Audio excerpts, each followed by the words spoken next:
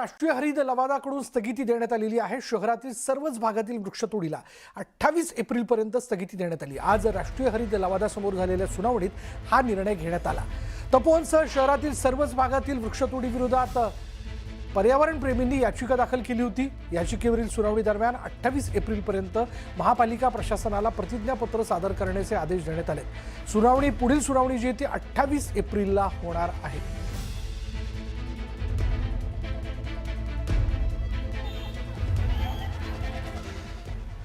नाशिकच्या गंगापूर रोड परिसरात मोठ्या प्रमाणात वृक्षतोड सुरू असल्याने वाद निर्माण झालाय।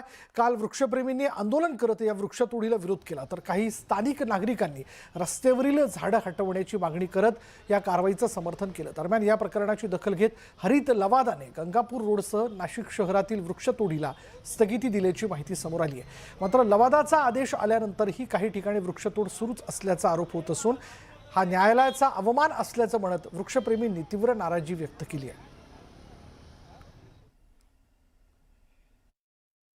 नाशिकच्या गंगापूर रोड परिसरामध्ये मोठ्या प्रमाणात वृक्षांची तोड केली जाते। या वृक्षतोडी विरोधात मोठ्या प्रमाणात पर्यावरणप्रेमी काल रस्त्यावर उतरलेले होते। त्यांनी आंदोलन केलं आणि ही वृक्षतोड थांबावी यासाठी मागणी देखील केली। मात्र यानंतर देखील नाशिक महानगरपालिकेने गंगापूर रोड परिसरामधील 44 झाडं जी आहे ती तोडण्याबाबत ठाम भूमिका घेतलेली होती। अर्थात ही झाडं कुठल्याही परिसरात आम्ही तोडू अशी भूमिका महापालिकेची होती। या सगळ्या विरोधामध्ये काही वृक्षप्रेमी हे हरित लवादामध्ये गेलेले होते आणि हरित लवादाने या सगळ्या वृक्षतोडीला स्टे दिलेला आहे। माझ्या मागच्या बाजूला आपण ही दृश्य बघतोय। खरं तर ही मोठी झाडं आहे, जुनी झाडं आहे, ही तोडू नये अशा प्रकारची मागणी वृक्षप्रेमींची होती। त्यानंतर महापालिका प्रशासन आणि महापालिकेच्या अधिकाऱ्यांनी असं सांगितलं की आम्ही ही झाडं रिप्लांट करतोय आणि त्यानुसार ती कारवाई त्यांच्याकडनं केली जाते। मात्र या वृक्षतोडीला, या रिप्लांटेशनला देखील हरित लवादानं स्टे दिलेला आहे अशा प्रकारचा दावा पर्यावरण प्रेमींचा आहे आणि यामुळे ही वृक्षतोड थांबावी अशी मागणी त्यांची आहे। आपल्यासोबत काही पर्यावरण प्रेमी आहे। सर, हा हरित लवादाचा निर्णय नेमकी कधी झाला आहे आणि आता काय परिस्थिती आहे? आत्ता 11 वाजता राष्ट्रीय हरित लवादामध्ये हिअरिंग झालं आणि राष्ट्रीय हरित लवादाने अंतरिम स्टे दिलेला आहे आणि त्याच्या संदर्भात जर त्यांना काही क्लॅरिफिकेशन पाहिजे असेल कॉर्पोरेशनला तर त्यांनी त्यांच्या वकिलाशी बोलायला पाहिजे। त्यांचे वकील कोर्टात हजर होते, त्यांच्या वकिलाचं काम आहे त्यांना कळवणं। या निर्णयानंतर देखील वृक्षतोड नाही व्हायला पाहिजे, स्टेटस को व्हायला पाहिजे। वृक्षतोड तर अजिबात नाही व्हायला पाहिजे। बिकॉज आपण न्यायदेवतेला मानणारे लोक आहोत, न्यायव्यवस्थेच्या आपण स्वतः कायदा नाही आहोत, त्याच्यामुळे यांनी स्वतःला न्यायव्यवस्थेच्या वरती मानू नये। मग आता हे झाडं तोडले जातात नाही, मग हे न्यायपालिकेचाच अवमान होईल आणि जर ते म्हणत असतील आम्हाला ते माहिती नाही आहे तर त्यांना आमची विनंती आहे की त्यांनी त्यांच्या वकिलाशी बोलावं। पण आता तुमची भूमिका काय असणार आहे पुढे?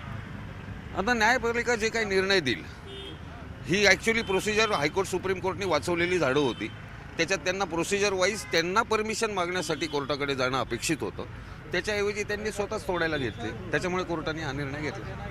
आपण बघतोय हे राजेश पंडित आपल्याबरोबर होते। हे देखील वृक्षप्रेमी आहे, पर्यावरणप्रेमी आहे। त्यांनी अनेकदा या सगळ्या झाडं वाचवण्यासाठी मोठ्या प्रमाणात प्रयत्न केले। आता देखील हरित लवादाने जो आहे तो पर्यावरणप्रेमींच्या बाजूने निर्णय दिलेला आहे। अर्थात या सगळ्याला तात्पुरती स्थगिती जी आहे ती दिलेली आहे। मात्र एकीकडे न्यायालयाने अर्थात हरित लवादाने तात्पुरती स्थगिती दिलेली असली तरी दुसरीकडे मात्र ही वृक्षतोड कायम आहे आणि त्यामुळे सामान्य नागरिकांमधला संभ्रम कायम आहे की जर एकीकडे हरित लवादा स्टे देतोय, त्यांनी या ठिकाणी स्टे देण्याचा निर्णय घेतला, तर दुसरीकडे ही कामं कशी केली जात आहे असे अनेक प्रश्न या निमित्ताने उपस्थित केले जात आहे आणि हा न्यायालयाचा अवमान आहे अशा प्रकारचा भूमिका जी आहे ती देखील या ठिकाणी पर्यावरणप्रेमींकडनं मांडल्याचं पाहायला मिळतं आहे। व्हिडिओ जर्नलिस्ट हेमंत बागुलसह लक्ष्मण घाटोळ, न्यूज 18 मराठी, नाशिक।